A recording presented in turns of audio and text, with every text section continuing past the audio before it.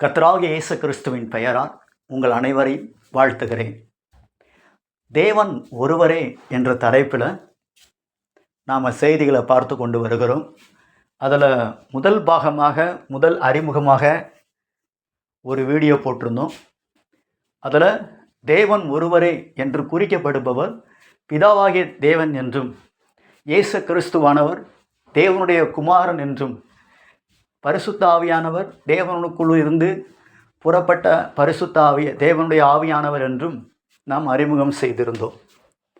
இந்த நாளிலும் கூட பிதா, குமாரன், பரிசுத்த ஆவியானவர் இந்த மூன்று நபர்களும் வேறு வேறு என்று நம்ம இந்த பகுதியில் பார்க்க போகிறோம். இந்த வீடியோவில் நம்ம என்ன பார்க்க போகிறோம்னா, பிதாவாகிய தேவன் வேறு, இயேசு கிறிஸ்துவாகிய தேவன் வேறு, பரிசுத்த ஆவியானவர் ஆகிய தேவன் வேறு. நம்ம ஏற்கனவே நம்ம சொல்லியிருக்கிறோம், தேவன் என்பது ஒரு பொது பெயர், அதை கடவுள் அப்படிங்கிற ஒரு பொது பெயர். அந்த பொது பெயருக்குள்ள பல நபர்கள் இருக்கிறார்கள். பல நபர்கள் தேவன் என்று அறிமுகப்படுத்தப்பட்டிருக்கிறது நம்முடைய பைபிள். உதாரணத்துக்கு வயிறு தேவன் என்று சொல்லப்பட்டிருக்கிறது, பிசாசானவன் இப்பிரபஞ்சத்தின் தேவன் என்று சொல்லப்பட்டிருக்கிறது, இயேசு கிறிஸ்து சர்வத்திற்கு மேலான தேவன் என்று சொல்லப்பட்டிருக்கிறது, பிதாவாகிய தேவனை குறித்து பிதாவாகிய தேவன் என்று சொல்லப்பட்டிருக்கிறது, பரிசுத்தாவியானவரை குறித்து பரிசுத்தாவியாகிய தேவன் என்று சொல்லப்பட்டிருக்கிறது. பேதுரு சொல்லுவார், நீ பரிசுத்தாவினிடத்திலே பொய் சொன்னாய், அனனியா சப்பீராள் என்ற கதையை நம்ம பார்க்கிறோம்.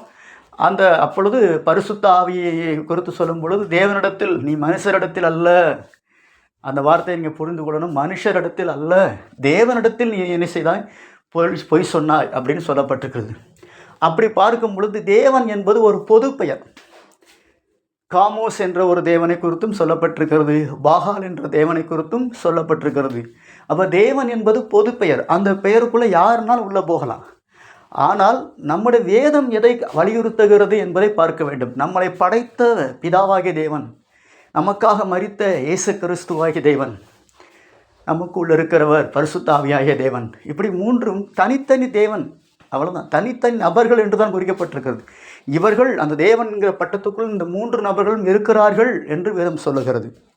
நாம் அப்படித்தான் அதை புரிந்து கொள்ள வேண்டும். தேவன் போட்டிருக்கு பார்த்தீங்களா, அதனால் பிதா தான் இயேசு, இயேசு தான் பரிசுத்த ஆவியானவர், ஆவியானவர் தான் பிதா, பிதா தான் இயேசு, இப்படி குழப்பக்கூடாது. தேவன் என்கிற பட்டத்துக்குள் இந்த மூன்று நபர்களும் இருக்கிறார்கள். அப்படி தான் நம்ம வேதம் நமக்கு சொல்லுகிறது.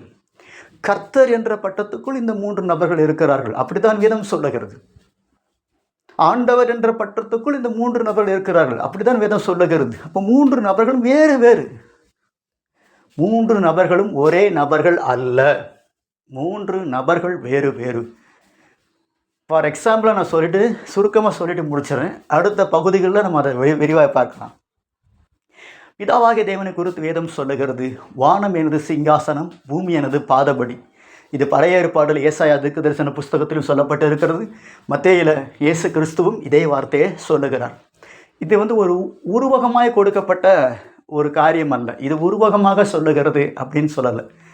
தேவன் சிங்காசனத்தில் உட்கார்ந்திருக்கிற இடம் பரலோகம், அவருடைய முகம் இருக்கிற இடம் அதுக்கு மேலே. இயேசு கிறிஸ்துவுக்குள் நான் சொல்லுகிறேன், பிதாவாகிய தேவனுடைய பாதம் இருக்கிற இடம் பூமி. அப்படின்னா அவர் உட்கார்ந்திருக்கிறார், அவ்வளோதான். அவருடைய கால் பரலோகத்தில் உட்கார்ந்திருக்கிற அந்த பிதாவாகிய தேவனுடைய கால் பூமியில் இருக்குது. அப்போ அவருடைய உடம்பு பரலோகத்துக்கு மேலே இருக்குது, அவ்வளோ பெரிய தேவன். மறுபடியும் சொல்கிறேன், புரிந்து கொள்ளுங்கள். பிதாவாகிய தேவன் வானாதி வானங்களும் கொள்ளக்கூடாது, அதை அடைக்க முடியாத ஒரு பெரிய தேவன். அவர் திடீர்னு சின்னால மாற முடியாது, திடீர்னு என்ன செய்ய முடியாது, வேறு வேறு நபர்களாக மாற முடியாது. அவர் எங்கும் வர முடியாத ஒரு நபர், கண்களால் காணக்கூடாத ஒரு நபர், மனிதரால் காண முடியாது. ஏனென்றால் அவருடைய உயரம் அவ்வளவு உயரம், அவர் அவ்வளவு பெரிய தேவன், மகத்தான தேவன். அவ்வளோ பெரிய தேவனை ஒரு சின்ன ஆலயத்துக்குள் அடைக்க முடியாதுன்னு சொல்கிற அளவுக்கு அவ்வளோ பெரிய தேவன் அவர். வானத்தையும் பூமியும் நிரப்புகிறவர் என்ற வார்த்தைக்குள்ள நிரம்பி இருக்கிறவரே அவர்தான் என்றும் சொல்லப்பட்டிருக்கிறது. எல்லா இடங்களிலும் இருக்கிறவர் பிதாவாகிய தேவன். இயேசு கிறிஸ்துவானவர் நமக்காக மனிதனாக பிறந்து மரித்து பரலோகம் சென்றிருக்கிறார். உயிர்த்தெழுந்து. அவர் மனிதனாக வந்தபடினால் அதிகபட்சம் 6 அடி இல்லைன்னா 7 அடிக்குள்ளே அவ்வளோதான் இருக்க முடியும். இப்பொழுதும் அவர் அப்படித்தான் இருக்கிறார். பிதாவாகிய தேவன் கண்களால் பார்க்க முடியாத அளவுக்கு பெரிய தேவன். இயேசு கிறிஸ்துவானவர் கண்களால் பார்க்கக்கூடிய அளவிற்கு மனிதனாக வந்தபடியினால் அவர் ஒரு 7 அடி குறைந்தது. நான் மனிதன் அளவு முடின்னு சொல்லுகிறேன், அவ்வளவுதான் அவருடைய உயரம். பரிசுத்த ஆவியானவர் ஒருவர் தான் மனிதனுக்குள் வாழ முடியும். அதை புரிந்து கொள்ளுங்கள். பிதாவாகிய தேவனோ இயேசு கிறிஸ்துவோ நமக்கு உள்ளே போக முடியாது. நம்ம ஆவிக்குள்ள உறவாடக்கூடிய நபர் பரிசுத்த ஆவியானவர். அவர் நமக்குள் இருக்கிற தேவன். பிதாவாகிய தேவன் மேலான தேவன். இயேசு கிறிஸ்து நமக்காக மனிதனாய் வந்தபடினால் நம்மோடு இருக்கும் தேவன். பரிசுத்த ஆவியானவர் நமக்கு உள் இருக்கும் தேவன். நமக்கு உள்ள பிதாவும் போக முடியாது, நமக்கு உள்ள குமாரனாய் இருக்கிற இயேசு கிறிஸ்துவும் போக முடியாது. பரிசுத்த ஆவியானவர் ஒருவர் தான் நமக்குள்ளே போக முடியும். மறுபடியும் சொல்லுகிறேன், முதல் பாகத்தில் நம்ம பார்த்தோம், ஒரே தேவன், தேவன் ஒருவரே என்று குறிக்கப்படுபவர் இயேசு கிறிஸ்து அல்ல, பிதாவாகிய தேவன். இயேசு கிறிஸ்து தேவனுடைய குமாரன். பரிசுத்த ஆவியானவர் தேவனுக்குள் இருந்து வெளிப்பட்ட தேவனுடைய ஆவியானவர். இப்போ நம்ம பார்க்கிறோம், பிதாவாகிய தேவன் வேறு, இயேசு கிறிஸ்து வேறு, பரிசுத்த ஆவியானவர் வேறு. பிதாவாகிய தேவன் பெரிய தேவன், வானாதி வானங்களும் அடைக்க முடியாத ஒரு பெரிய தேவன். கண்களால் காண முடியாத அளவுக்கு அவர் பெரிய தேவன், மேலான தேவன். இயேசு கிறிஸ்து மனிதனாய் வந்தபடினால் 7 அடி இருக்கிற மனித கண்களால் பார்க்கக்கூடிய ஒரு தேவன். அவர் நம்மோடு இருக்கும் தேவன்.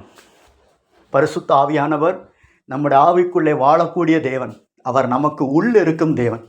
இதுதான் பிதாவை குறித்தும் குமாரனை குறித்தும் பரிசுத்த ஆவியானவர் குறித்தும் வேதம் சொல்லுகிற வெளிப்பாடுகள். இதை நீங்கள் நம்புங்கள். நம்பாமல் போனாலும் அதை பற்றி கவலை எனக்கு இல்லை. இதுதான் கிறிஸ்தவ நம்பிக்கை. இயேசுவின் நாமத்தினாலே தேவன் தாமே உங்களை உயர்த்தி ஆசீர்வதிப்பாராக. ஆமென்.